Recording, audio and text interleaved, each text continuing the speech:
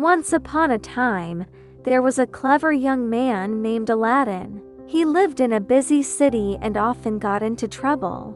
One day, he met a beautiful girl in the marketplace. She was running after him, shouting, "Stop, thief!" Aladdin turned around and said, "I'm not a bad guy, I swear." The girl said angrily, "You took my bag. Give it back."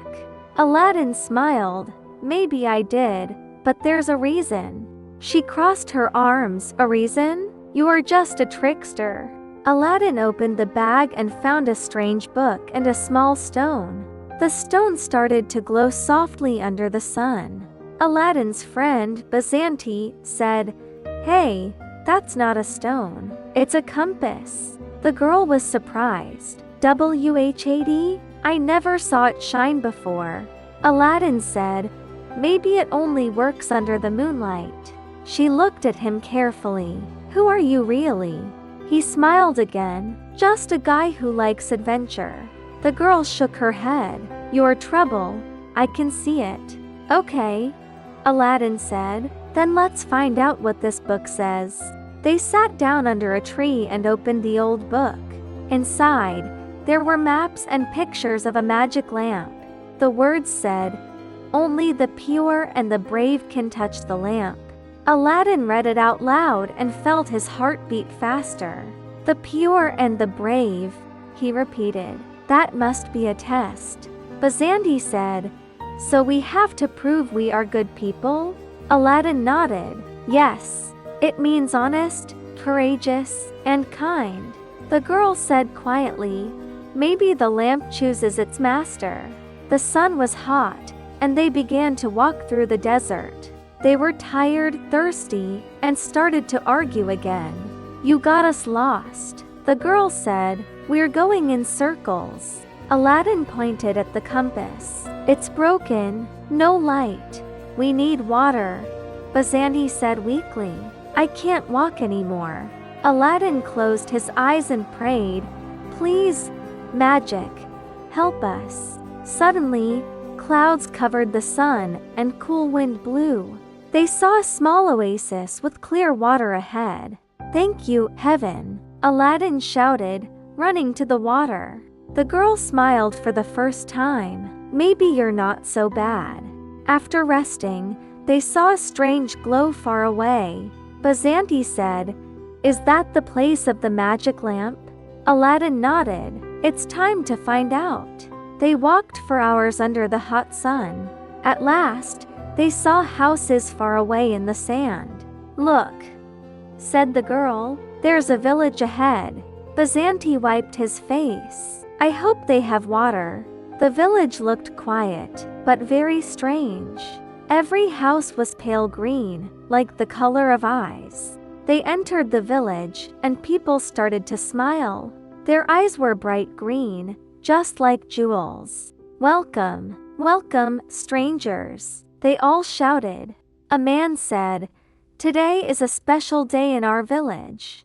Every 10 years," he continued, "we choose a new ruler." The girl asked, "How do you choose your ruler?" The man smiled. "The first stranger to enter today becomes our queen."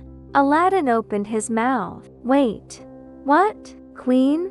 The crowd cheered and pointed at the girl. "Long live our queen." She stepped back, confused. "What are you talking about?" A woman came forward with a golden crown. "Please, your majesty," she said, "put on the crown."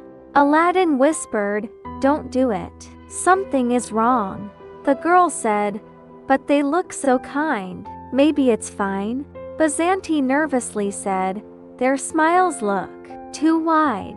Aladdin took a step back. "I don't like this place." The crowd started to chant, "Queen, Queen, Queen." The girl looked around. Maybe they're just excited. An old woman took Aladdin's hand and said softly, "Be careful. The last queen never returned," she whispered. Aladdin's eyes widened. "What do you mean?" "The crown is cursed," she said. "It takes your mind. When you wear it, you forget who you are. You become one of them, forever." Aladdin stepped in front of the girl. "Stop! Don't touch her!" The crowd turned silent and stared at him. "Outsider!" someone shouted. "He's a thief!" Aladdin said loudly. "Maybe I'm a thief, but I'm not a fool." He grabbed the girl's hand and ran toward the desert. The people followed them, screaming like a storm. Sand blew everywhere, and the sky turned dark. They hid behind a rock until the sounds faded away. The girl was shaking. "What was that place?" Aladdin said quietly. "An illusion. A desert trap. They were never real, just magic guarding the lamp." The girl took a deep breath. "I'm glad you stopped me." The night fell quietly over the desert. A small fire burned between them, giving warmth and light. The girl asked, "Do you think we're close to the lamp?" Aladdin looked at the stars. "The map says we're near, but the closer we get, the stranger the world becomes." Suddenly, a soft voice came from the darkness. "Who seeks the light that never dies?" A tall man appeared, wearing a cloak made of stars. His eyes shone like the moon. He was the guardian. Aladdin stood up. "I seek the magic lamp," he said. The guardian nodded. "Many seek it, few deserve it. To reach the lamp, you must pass 3 tests. The test of heart, the test of truth, and the test of sacrifice." Bazanti whispered, "3 tests? We're in trouble." The guardian lifted his hand. A golden door rose from the sand. "Enter," he said, "and may your soul shine true." They walked through the door into a room of mirrors. The first test had begun, the test of heart. Each mirror showed their deepest fear. The girl saw herself alone in a desert, crying for help. Bazanti saw a cage full of gold, with him trapped inside. Aladdin saw nothing, only darkness. The guardian's voice echoed, "What do you fear most?" Aladdin answered, "To lose myself to greed and power." The mirror shattered into light. "You have passed the first test," said the voice. A new door opened, glowing blue like water. The second test waited inside the test of truth. They saw a table with 2 cups. One of gold, one of clay. A voice said, "Only the cup of truth holds life, the other holds death." Bazanti reached for the gold cup. "It must be this one."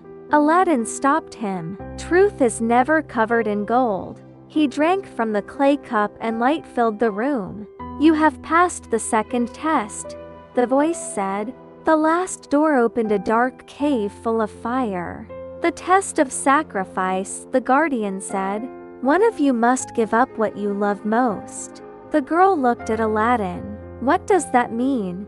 Aladdin said, "It means the lamp has a price." The fire inside the cave burned bright and hot. The guardian stood at the entrance, watching them. "To gain the lamp," he said, "one must give up something pure." Aladdin looked at his friends and at the girl. He thought of his life as a poor thief, always running. "What do I have that is pure?" he asked himself. Bazanti said, "Don't do anything stupid, Aladdin." The girl whispered, "Sometimes, a pure heart is all we have." Aladdin took out his small wooden flute. It was the only thing his mother had given him before she died. He held it tightly. Tears filled his eyes. "If this is the price," he said, "I will pay it." He threw the flute into the fire. The flames turned blue and the cave began to shake. A hidden door opened behind the fire. They walked through it and found a golden room. In the center stood a small, old lamp. It did not shine, but it felt alive. Aladdin reached out his hand. The lamp was warm, and his heart beat faster. A deep voice spoke from inside the lamp. "You have passed the tests of heart, truth, and sacrifice. You are the one chosen to carry the light." The lamp glowed brightly and filled the room with golden dust. The guardian appeared one last time. "Remember," he said, "power is nothing without kindness." The room began to fade, and they found themselves outside again. The desert was quiet. The stars were bright above them. Bazanti laughed. "We're alive, and we have the lamp." The girl smiled. "Yes, but the adventure is not over." Aladdin held the lamp close to his heart. "Thank you," he said softly, "for believing in me." The wind blew gently, and the lamp shone in his hand. The night closed with hope and light. But far away, a pair of red eyes watched them in the dark. The true battle for the lamp had just begun.